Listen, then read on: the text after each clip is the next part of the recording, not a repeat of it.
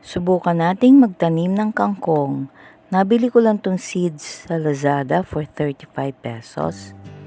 At ito namang potting mix sa SM Supermarket. Hinahaluan ko to ng eggshells na pwede nyong dikdikin para mapino. Nakakatulong daw ang calcium nito sa pagpatibay ng sanga or tangkay ng halaman. Nakagiliwan ko lang magtanim ngayong quarantine para malibang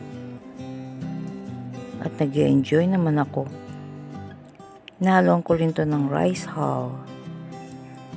Gagamit pala ako ng bottle ng soft drink para gawing planter dito sa aking experiment. Ayan, pagkalagay ng lupa, ayan, medyo butasan nyo lang ng konti para i-shoot ang mga seeds.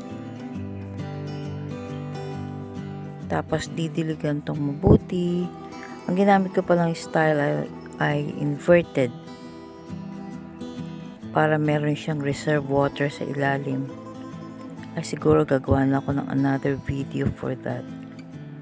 Anyway, madami namang masa-search sa YouTube. Ayan, diligan pong mabuti.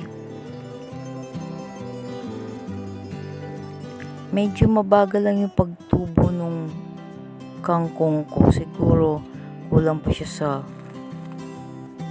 fertilizer. Ayan, lagyan ng label tsaka date para alam nyo kung kailan nyo in-start. Ayan, nag-start na siyang tumubo. Sabi nila, maka-harvest ka after 1.5 months. Sana maka-harvest ako.